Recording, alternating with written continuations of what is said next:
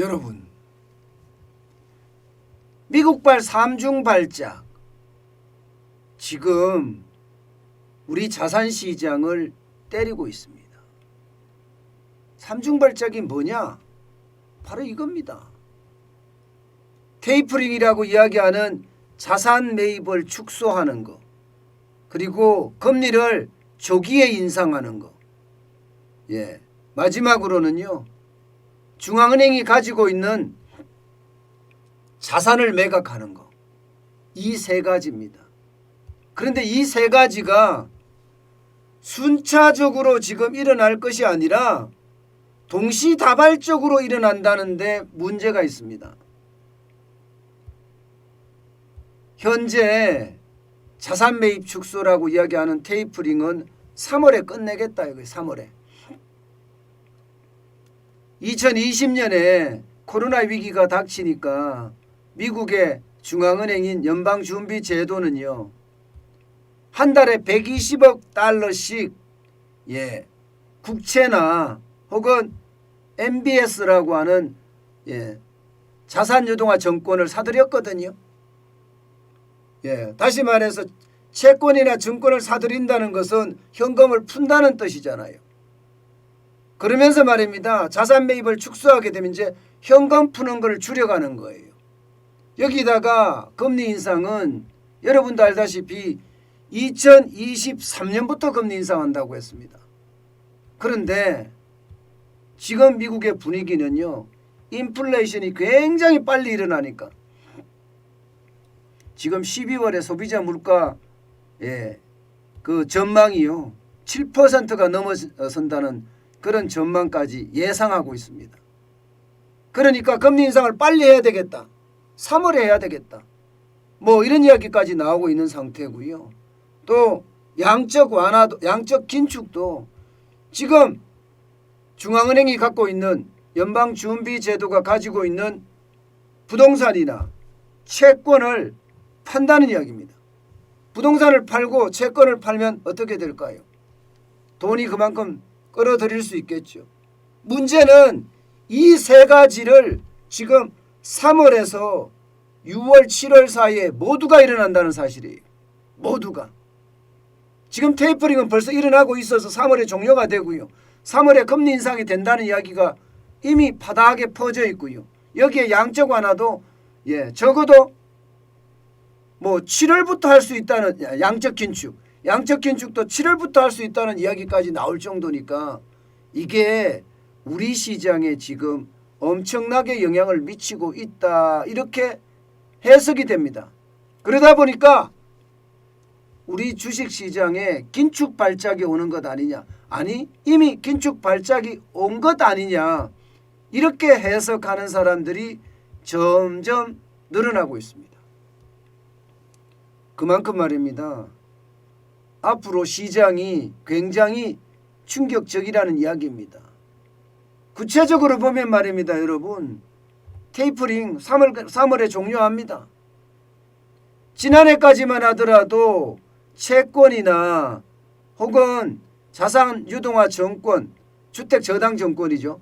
주택저당정권인 MBS를 150억 달러씩 월 줄이면서 사들이다가 올해 들어서는 300억 달러씩 줄일 겁니다. 그렇게 되면 3월이면 월 120억, 1200억 달러씩 이 자산을 매입하던 것을 제로로 만듭니다. 굉장히 빠른 속도로 된다는 뜻이에요. 게다가 말입니다. 금리 인상도 이게 3월에 올 3월에 금리 인상이 처음 시작이 돼서 6월, 9월, 12월 이렇게 4번까지도 인상이 된다는 이야기가 계속 나오고 있어요. 그만큼 말입니다. 미국의 어떤 물가 상승률은 그 어느 때보다 폭증하고 있다는 거예요. 12월에 물가 상승률이 7%를 넘어설 수도 있다는 이야기가 나오니까요.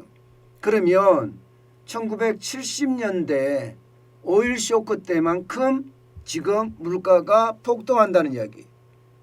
물가는 폭등하고 성장률은 뒤처지고 이것은요 전형적인 스태그플레이션 모양새입니다.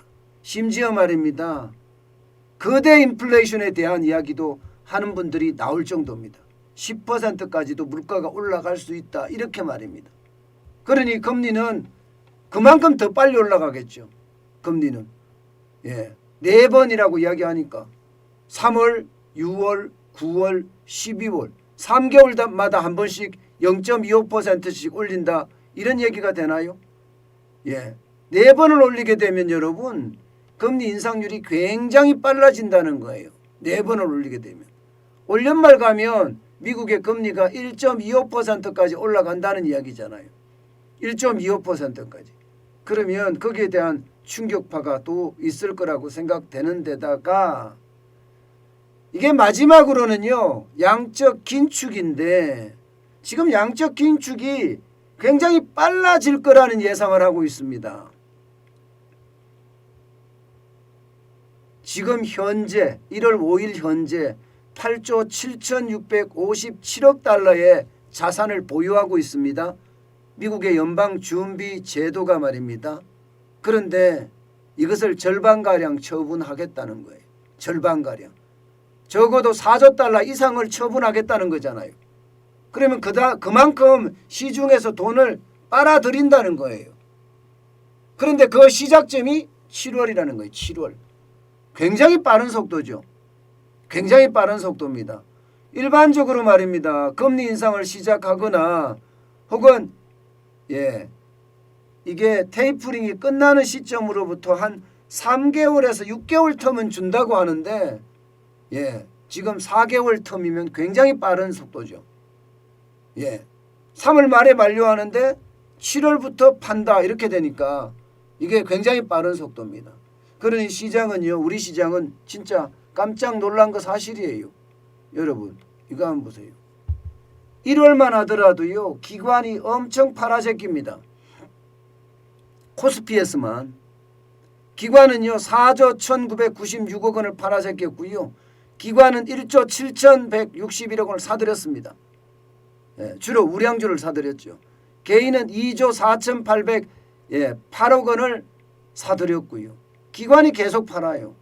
기관이 파는 이유는 여러 가지가 있을 수 있습니다. 여러 가지가. 이제 수익을 그만큼 내야 된다는 쉽게 말하면 익절매를 하는 거죠. 익절매를 하는 거고요. 게다가 또 하나는 기관이 지금 시장을 굉장히 무섭게 보고 있는 것 아니냐 이렇게까지 해석하는 분도 계십니다. 이거 자칫 잘못하면 결국 말입니다. 기관이 판다. 기관은 이미 우리 시장에 긴축 발작이 오지 않겠느냐 뭐 이렇게까지 얘기하는 사람들도 있을 정도입니다. 게다가 올 들어서 코스피가 1.71% 하락한 상태입니다. 그만큼 말입니다. 굉장히 빠른 속도로 지금 시장은 반응하고 있다는 이야기예요. 여기다가 만약에 말입니다. 외국인까지 반응을 한다면 우리 시장에는 어떻게 될까요? 개인만 가지고는 버티기가 쉽지 않습니다. 그런데 외국인들이 이게 도망갈 준비라고 해야 되나요? 아니면 탈출할 준비라고 해야 되나요? 그런 모습들이 조금씩 보입니다. 보시는 것처럼 코스닥에 보면 외국인들이 1194억 원 어제 팔아치웠어요. 그래서 코스닥이 1.49% 떨어져서 980.38을 기록을 했잖아요. 이게 외국인들이 굉장히 많이 팔아서 기관도 많이 팔고요. 코스피도 마찬가지입니다. 820억 원. 뭐 큰 돈은 아닙니다. 820억 원이. 그러나 조짐이 보인다는 거죠. 외국인들까지 파니까 0.95% 빠져서 28.17을 기록했습니다. 28.17이 빠졌으니까 2926.72를 기록했어요. 결국 코스피는 3천이 붕괴됐고 코스닥은 1,000이 붕괴됐다는 이야기잖아요. 그러면 시장에서는 그만큼 영향력이 있다는 이야기입니다. 특히 가장 큰 문제라고 생각하는 것은요. 증권사들이 앞으로 전망하는 수치가 굉장히 낮아요. 여러분 이거 한번 보세요. 대신정권 같은 경우는요. 올해 코스피 예상 밴드입니다. 2610까지도 떨어진다는 2610까지도. 올라가는 것은 3330, 고점은 3330을 가는데 저점은 2610까지도 떨어진다고 지금 예상을 해요. 대신정권이 가장 최악으로 보는 겁니다. 2700선도 붕괴가 된다고 지금 분석할 정도니까 이것은 여러분 어떻게 생각하면 시장에 대한 위협 그만큼 커진다 이렇게 이야기할 수 있습니다. 다른 정권사들도 말입니다. 예, 이게 저점은요 2800선이 대부분이고요. 예, 하나금융투자만 2900선으로 보고 있습니다. 고점은 3400에서 3500을 보고 있습니다. 그렇지만 대신정권은 이게 3330이니까 다른 정권사에 비해서도 적어도 10%가량은 안 되지만 5%가량 이상 줄어든다 이렇게 예상을 합니다. 일단 시장에 대한 충격은 분명히 있을 것 같아. 지금 미국의 어떤 삼중 발작이 시장에 영향을 미친다. 이렇게 이해하고 있습니다. 특히 대신정권이 이 삼중 발작에 대한 충격 굉장히 많이 이야기를 하고 있는 부분 중에 하나인데요.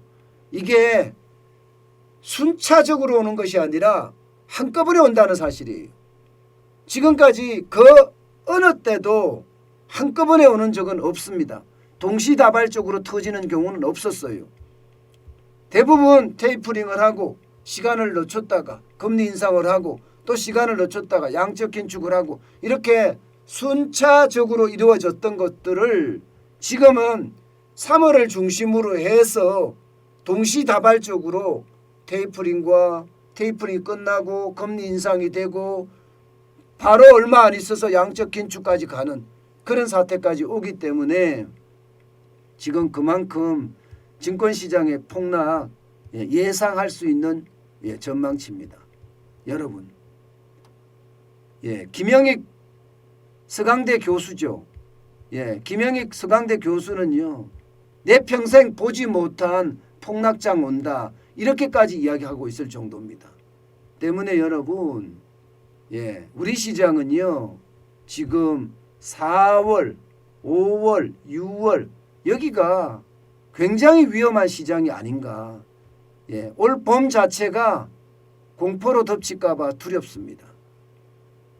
제일 걱정되는 것은요. 증권시장은 미리 반영을 하잖아요.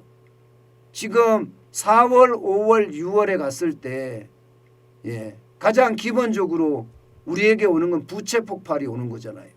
자영업자 혹은 소상공인들, 중소기업들 빌린 돈 쉽게 말하면 대출 만기 연장 이제 끝나는 시점이 3월 말입니다. 여기에다 미국의 금리 인상에다가 테이퍼링에다 양적 긴축까지 동시에 몰려있는 게 지금 4월, 5월, 6월이에요. 이때는 또 정권 교체기입니다. 그래서 우리 경제에 심각한 타격이 오지도 않겠느냐 그렇게 예측합니다. 그 어느 때보다 여러분 그렇게 안 돼야 되는 것은 맞아요. 그렇지만 지금 제대로 대비하지 못하면 그때 충격 과연 감당해낼 수 있을 것인가. 이거는요 어쩌면 우리에게는요 엄청난 위협이다. 저는 이렇게 느끼고 있습니다. 일단 위기는요 작은 단서만 있다고 하더라도 미리 대비책을 마련해야 됩니다. 거기에 대한 대비책은요 여러분 제일 중요한 거 있잖아요. 물론 나만의 대비책이 가장 중요해요. 나만의 대비책이 가장 중요한데 기본적으로는 인플레이션에 대한 우려가 굉장히 커지고 있는 건 사실이잖아요. 그죠? 미국도 지금 인플레이션의 우려가 커지기 때문에 삼중 발작이 일어나고 있는 거잖아요. 그런 차원에서 본다면 우리는 인플레이션에 대한 대비를 어떻게 할 것인가 여기에 대한 고민 여러분들도 많이 하시기 바랍니다. 가장 중요한 것은 실물이라고 이야기하는데 이것에 대한 대비책은요 아마 여러분들 각자들도 뭐 인플레이션에 대한 대비책이 다 있을 거라고 생각해요.